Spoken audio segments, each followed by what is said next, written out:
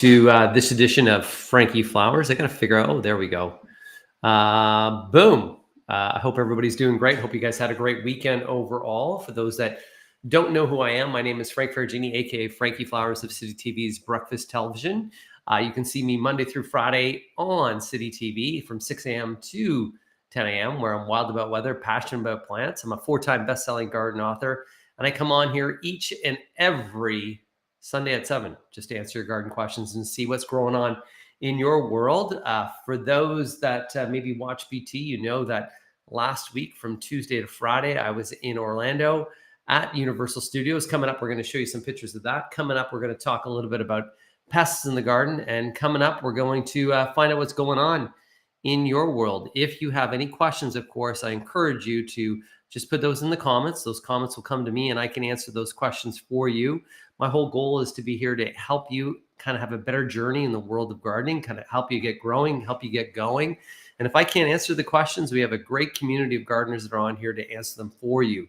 I'll pop on here for about a half an hour or so, sometimes under a half an hour. We'll see how things go and grow. But first off, let's talk a little bit about my adventures for this week. So my adventures this week, of course, I went to, that is Universal Orlando Resort. Got to make sure that I say it right. I got the chance to go and check out, just a beautiful park. But generally when I go to check out a park, what I also check out is some of the plantings. This is some of the plantings at Zeus's Landing. You can see these are on my Instagram. My Instagram is at Frank Ferragini, and you can find up a whole bunch of information that's there. But you can see some of the wonderful topiaries that they have there, some of the wonderful plantings. There's some beautiful sunshine or sunscape impatiens that are planted in groupings, just to add that punch that is of color. Of course, Florida, well, more warmer than what we are, but some of the curiosity that you have there with some of the ornamental grasses, how you can form them and put them into different types of statues to kind of give that flair and that kind of excitement. There's a look of some of the pruning that's done. You know what's cool about Zeus's Landing? Zeus's Landing, forgive me, anything that's in that area, there are no straight lines. So all of Zeus's Landing has no straight lines, including the plant material. So when you're there, you'll actually see some palm trees, some larger palm trees, tall palm trees, about 30 to 40 feet in height. And you'll notice that they're curved. And the curved, what I found out about those palm trees is they're ones that lasted through a hurricane. And that's why they were positioned in that way. That's why they grew in that direction. And so that's some of the plantings that they did there. Look at that, just so cute.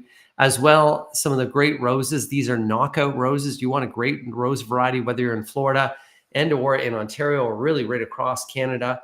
Knockout roses, disease resistant, insect resistant, and really great for even heat tolerance. Mardi Gras happening right now at Universal Orlando Resort as well. Some of the wonderful plantings. Look at this. I just love the idea of this collection of different containers, but also the collection of a tub just there as well. So you can see the different plantings that we have there. Some of the yellow petunia that you see there on the left-hand side there, that's bee's knees. You got some salvia that's planted in there. You also have some perennial ajuga that's popping up, Dusty Miller, verbena, pink polka dot. Just always just a really nice collection of plants that are there as well. There's another little fun planting from Mardi Gras as well, kind of celebrating the New Orleans vibe that's there. And there's a beautiful little container that we can see with some nice violas mixed in it with some petunia. And of course, we have a calla lily in the center. So sometimes when you travel, it's always good to focus on the plant material to kind of get you in the move and get you grooving when it comes to the world of gardening. We got some shout outs there as well. We got Dominica, that is, saying, hello, how are you? I'm doing great. We got Connie saying good evening to you as well, Connie. We got Kim saying, hey, I have moles in my yard. How do I get rid of them? So moles, the reason why they're in your yards, if you're seeing some tunneling in that right now, the reason they're there is they're actually eating grubs. And because they're eating grubs, you need to get rid of those grubs. You will want to, in mid-April to early May, apply a grub control like Grub B Gon would be the ideal thing to apply. Right now, to get rid of some of those mole tunnels, you can put blood meal down, or what you can do is just get a little windmill, a whirligig on the metal poles, those little short ones, and put those in the areas where you see the mole tunnels. That'll, when the wind blows, that'll vibrate the soil and get them out there. You can even bury a wine bottle up, but blood meal and then control grubs is the best way to control those moles and that problem that's there. Hey, that really just puts me on to, I'm going to go from, I have moles in my yard. Something else I really wanted to talk to you about was that at this time of the year, of course, what we have is we will have lots of critters that are out there. So when it comes to critters, I'm going to hit present here. Will it present for me? Maybe it will present. I don't know if it will. I don't know what's going on here. Oh, there we go. Present. So when we have critters in our lawn, this is about getting the wild out of your life. We have critters in our gardens at this time of year too, because we're getting into spring. Because we're getting into spring, the reason why we're seeing things like raccoons dig up our lawns, skunks dig up our lawns, is they're looking for food. And a raccoon, of course, always goes in our garbage because they're always looking for a food source. So the way that we can actually get rid of everything from chipmunks to moles to squirrels to skunks is we can either figure out what they don't like to touch, what they don't like to taste, what they don't like to hear, what they don't like to see, what they don't like to smell. So we want to play with their senses. And by playing with their senses, we can get rid of many of them. Say, for instance, squirrels and chipmunks. Squirrels and chipmunks hate the smell of a pelletized chicken manure. So putting that down can be a way to discourage them out of an area. Of course, if we're putting a bird feeder up, a reminder, a bird feeder, they can jump up to 6 feet in height and 6 feet across. So we want to place that bird feeder up and out of the way. Skunks and raccoons, they're digging our lawns because of grub. So if we get rid of the food source of a grub, we can also distract them from the area because there is no food. Blood meal is something they don't like the smell of. So we could put that down on the lawn to prevent that from happening. However, blood meal needs to be reapplied after rainfall, and make sure you never put bone meal down, because bone meal will actually attract many different types of animals that are out there. Deer, incredibly smell sensitive. Sometimes just something as simple as hanging a bar of soap in an area where they come walk into your property can discourage them from the area. Coyote urine, putting that down is a way that we can discourage them from the area. Sound is something that we can discourage them from. So dusk and dawn is when they generally feed in spaces. So by putting a radio in there, and that radio going off at those times can discourage, but we need to adapt because over time they'll get used to it. Rabbits, of course, sometimes what we need to do is to put things up and out of their way. So sometimes the leafy greens, if they're eating your greens, putting them in a raised bed just kind of keeps them up and out of the way for them. But as well, placing down a plastic owl can be enough to discourage them for some time, because owls will actually eat rabbits. So they're a predator. So that'll get them out of the way. Mice and rats, it's really about getting rid of the food source. If you're thinking about having chickens, a reminder, when you have a chicken coop, chickens throw their food. So often what'll happen with chickens by throwing their food is you'll attract mice and rats. The key is for our homes is we want to caulk a lot of areas to make sure that there is no cracks and or crevices to allow them to come in. We want to screen other areas. We even want to put wood, like a wood steel wool in areas as well to prevent them from coming. They generally come into our homes in fall because they're looking for warmer places, but they'll also come in spring because it's mating season. Yes, indeed. Bears, it's all about getting rid of the food source depending upon where you are. If you live up in the north and there's bears in your area, putting a bird feeder out, maybe not a good idea for you. And then overwintering insects. Some of those overwintering insects, like we have, you can see the stink bug. We also have a ladybug that's there and a firebug that's there. If you have those inside your home, one of the easiest ways you can get rid of them is just by shop vacuuming them up. So there you go. There's a little bit of some information on getting rid of some of those guys in your garden. That was just a little quick presentation that I did for you guys there too. So we got Matthew Amos saying, hi, Frankie. Hi, Matthew. How you doing? We got Ron.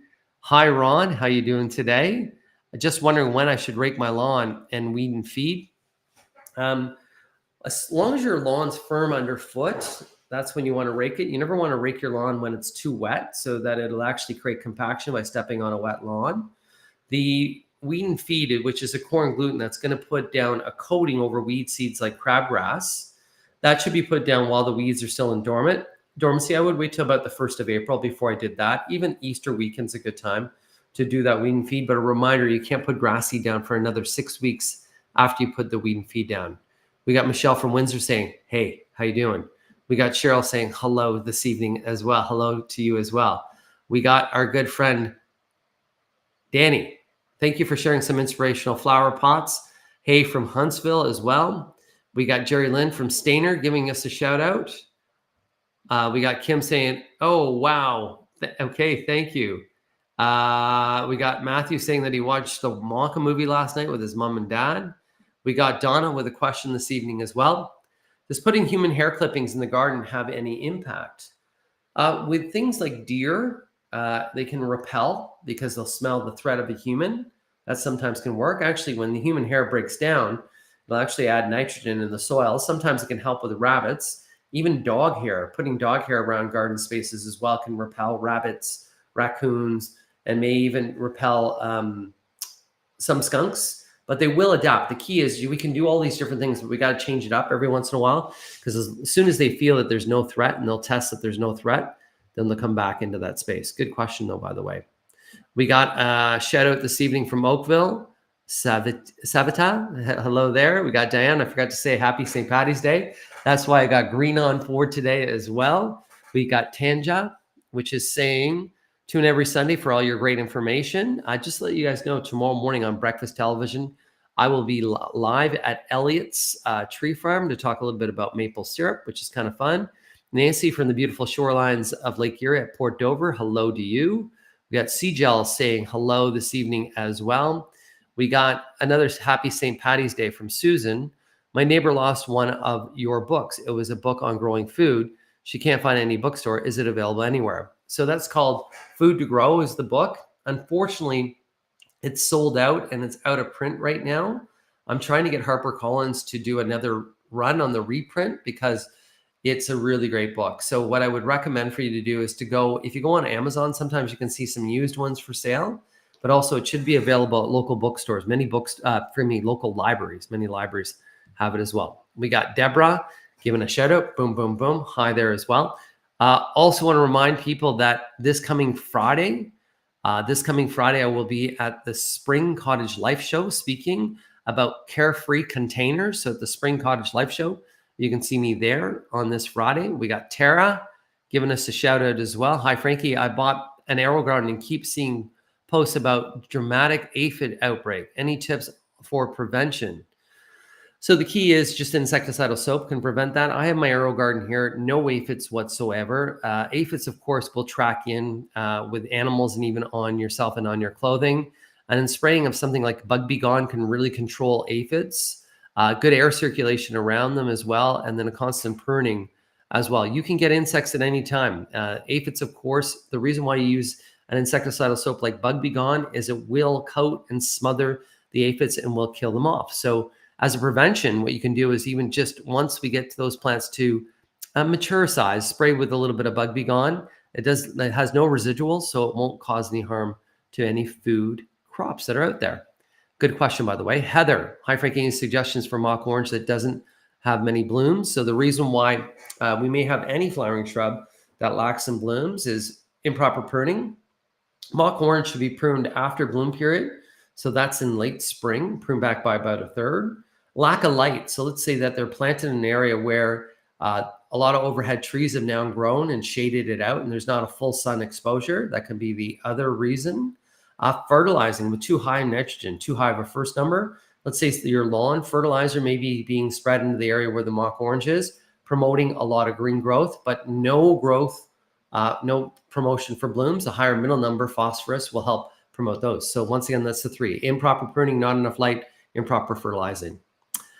We got another question here from Nancy. Are hostas edible? And if so, which ones are the best?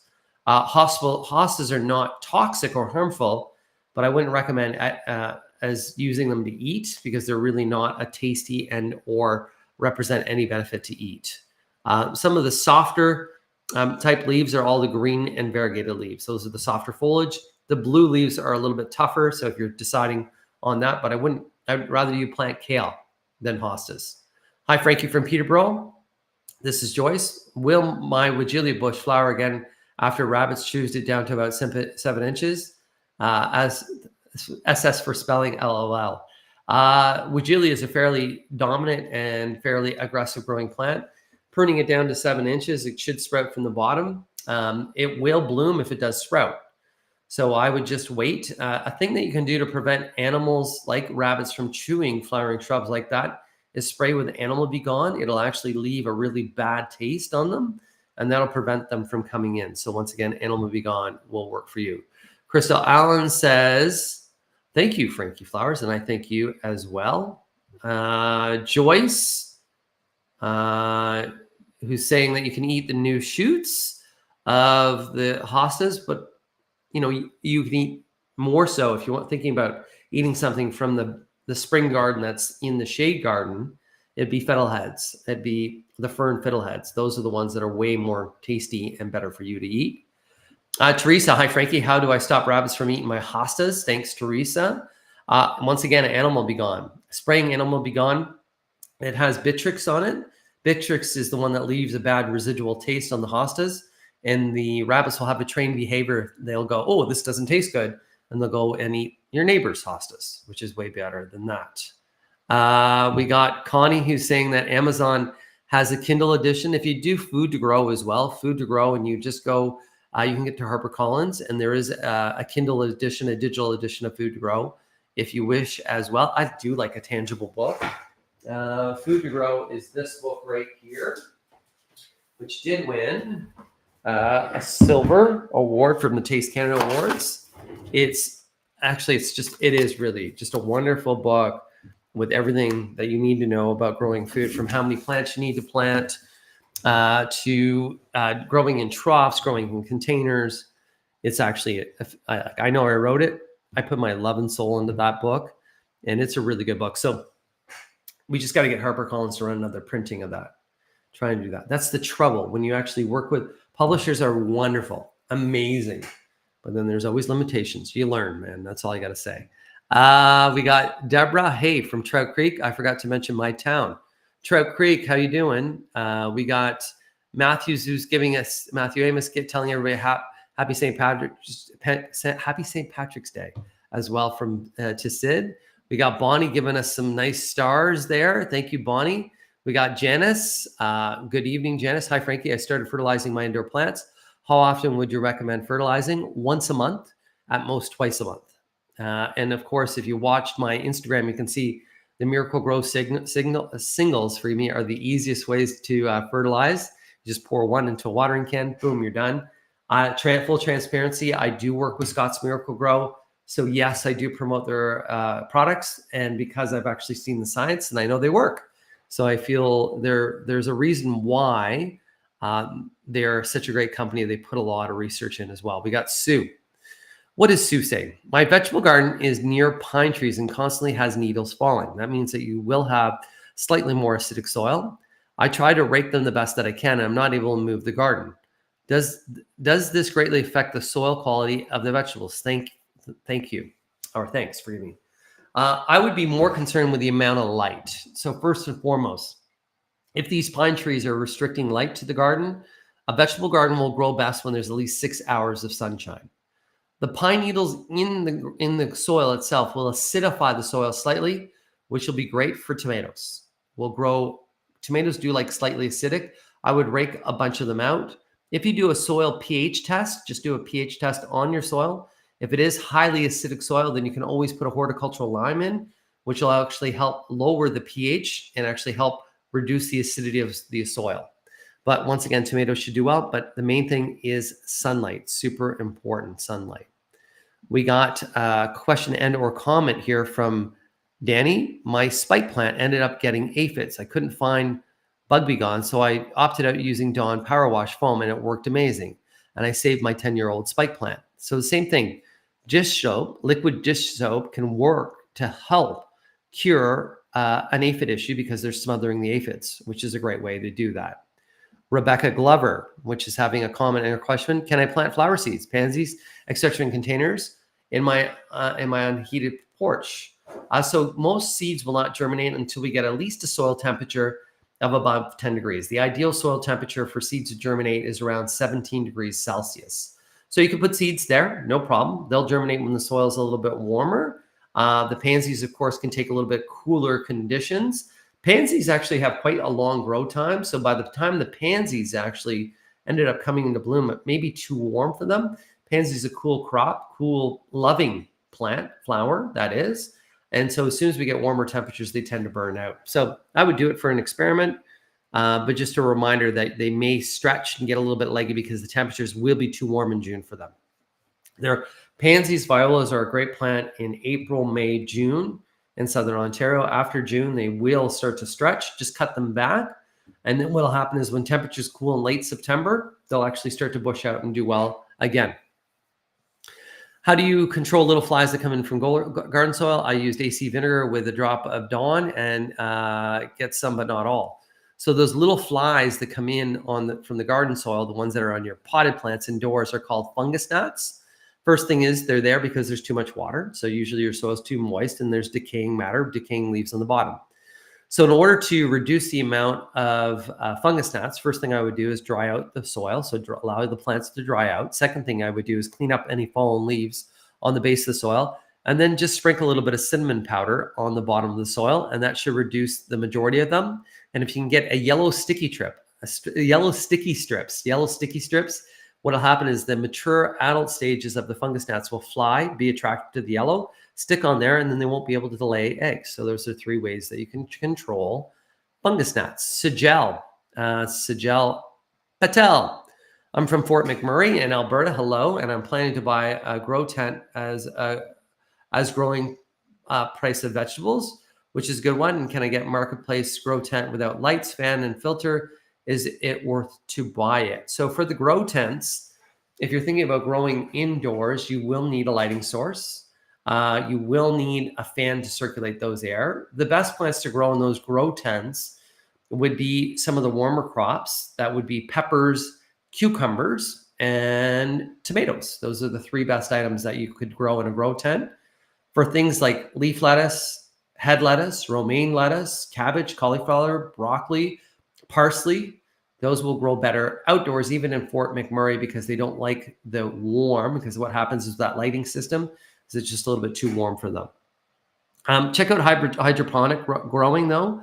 With hydroponic growing, you will not need a grow tent to grow many leafy greens, but you will need a light source.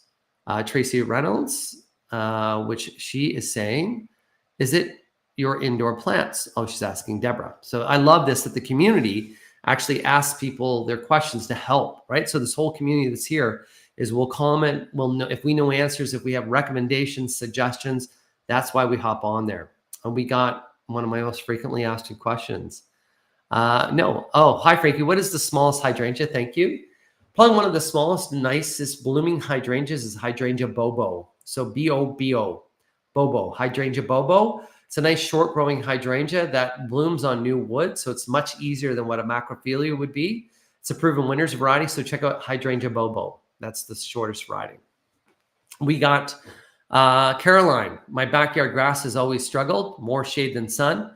What is the best seed to use and when to spread? So we're going to be waiting until mid-spring before we start to think about grass seed. If it's a shaded area in the back, grass will always struggle. If the shade's there because of mature trees, the mature trees are taking the moisture and also sucking out the nutrients. So we always have that battle. You may want to consider mixing white clover into the grass seed. So you would want to use the shade type grass seed, mix a little bit of white clover. The white clover will remain green and the grass will grow with it. So those are some suggestions. If we can actually improve the light to the area by pruning some of those overhead branches, that'd be the best bet. And then always improve the soil that's there. But you need a shade formulated grass seed, and you really don't want to be applying that until mid-May. We got Marlene. Marlene. Hi, Frankie. I just discarded several dipladenias due to serious infestation of scale, which is the best thing to do.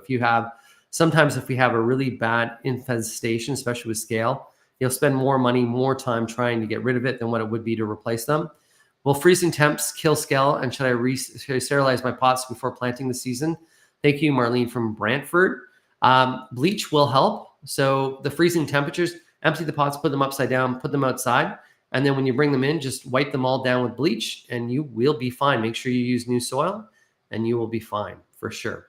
Charlene is asking a question. What are the fastest growing trees for privacy? Fastest growing trees are privet. The issue with privet, even though they're more columnar, and they will grow for privacy, is privet will become, because it's so fast growing, is they have weak branches. So when the tree grows really tall, you'll start to get branches that fall from that tree. And that all of a sudden creates more harm to your property and becomes more of a nuisance. What I would really recommend planting for privacy, if you're looking for a shade type tree, is any of the red maples, which is Acer rubrum. So those are the varieties of maples that are green during the summer season and they turn red in fall. They are fast growing, but not the fastest growing, but they're more of a solid growth.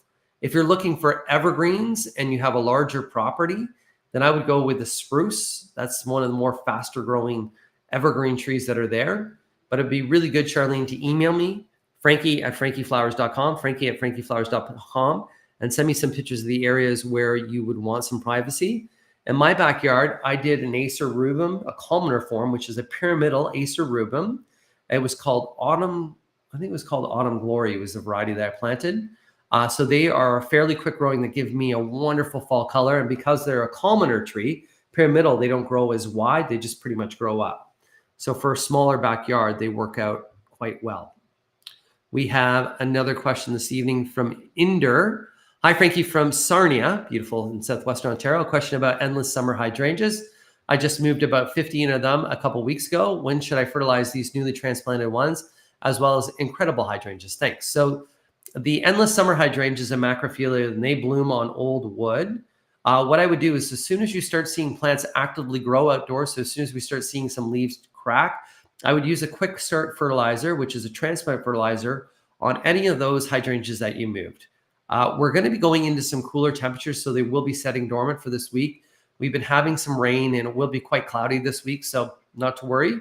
So I would be doing that as soon as things are actively growing. That would probably be a mid-April for you. And you can do the same with incredible hydrangeas. Then as we come into the end of May, beginning of June, you can just use a shake and feed fertilizer on those areas and on those hydrangeas, and they will do really well. My good friend Bill Kennedy from Utterly Smooth, my favorite, of course, hand cream, family business. Bill, you know he's a gardener because Bill is on here watching, and Bill's family is the one right here. Bill's family is the one that did Utterly Smooth. Bill Kennedy, watching you with my granddaughter Gracie. Such a crazy snow day. Happy St. Patty's Day to you as well, Bill, and health and happiness to you as well. We got Carol Jones saying little late to the garden party. Well, Carol, you can go back and watch if you wish. Tracy Reynolds, which is replying. That's fantastic, right? That's the whole idea. Hey, man, you got questions? We're all trying to help here. If you got an answer, go there. It's for indoor plants. The best eco-friendly way to combat that is a small mason jar with a lid on it. Poke holes with a hammer and nail in the lid. Fill the jar with cider vinegar and water. The bugs will be attracted to the water. You can do that with some of the fungus gnats, but more so, guys, that is not for fungus gnats. That is a trap for fruit flies. So the trap, Tracy, which I think your idea is fantastic, that'll work better for fruit flies than what it will for fungus gnats. Fruit flies are alcoholics. And the cider vinegar is fermenting, and it's almost like a little bit of alcohol, and that's what really attracts those fruit flies that are out there. Deborah, thank you as well. And Tracy's a beautiful person, beautiful soul as well. Tracy Reynolds has a wonderful flower shop. She works hard in the floral industry as well. Frankie, wear my favorite color, Tracy. Of course that is. I hope you had a great week in the flower shop there as well. Randall. Hello from London, Frankie. I've been seeing a lot of skunks lately and just wondering if they are more aggressive and what are the signs of them spraying you. So the only way that a skunk's ever going to spray you is if it feels threatened. So if you corner a skunk or you surprise a skunk, it'll turn and it will launch on you. And I've actually seen it happen to people, friends of mine. And that's why it happens with dogs. If you see a skunk and you just let that skunk be and you keep a distance from it, it's not going to come towards you. It's just going to want to go look where food is, and that food is grubs. So just keep your distance and you will be fine. The only issue is when you have a dog, and if you're walking your dog and maybe the dog goes into a bush, like you're like, why does little Bentley, I'll use my dog as an example, why does he want to go into that bush over there, Well, what could be hiding in there could be a skunk. So just watch out for that as well. We got Joyce Webster. Joyce, you're going to be our last question. Can you buy bulbs that are on sale like daffodils and keep them in a cool space and forage them inside for next winter/spring? No. They will need to go through their cycle. So you can buy. So any of the ones that you're buying right now, the prepared bulbs that have been forced right now, We can enjoy them, like the potted ones. We can enjoy them. We can slow them down. We can actually put them in a cold cellar and they won't grow, but they will need to go through their cycle because the leaves actually gain energy to the bulb. And without that cycle going on, there won't be enough energy to the bulb. So I hope I kind of answered your question. I'm going to do one more today, by the way.